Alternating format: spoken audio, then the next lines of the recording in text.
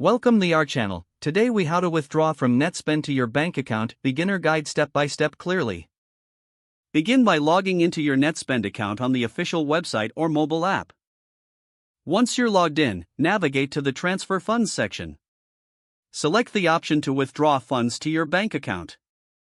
Enter the desired withdrawal amount. Choose your linked bank account from the available options.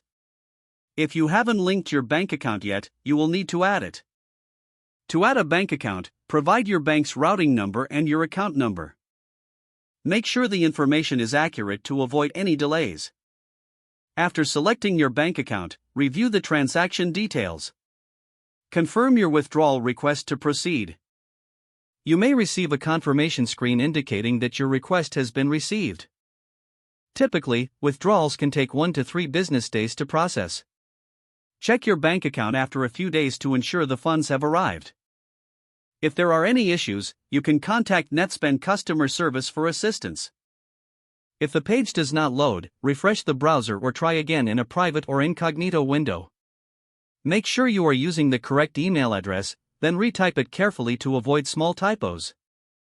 If your password is not accepted, use the reset option and create a new strong password you can remember. Check your spam folder for verification or security emails, then complete any requested confirmation steps.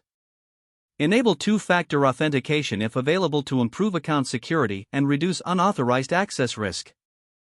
After signing in, review your profile details so your contact information and settings are accurate and current.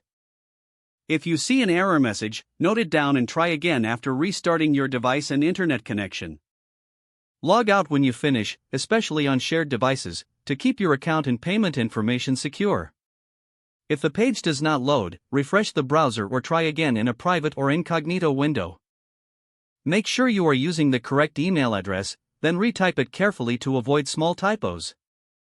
If your password is not accepted, use the reset option and create a new strong password you can remember.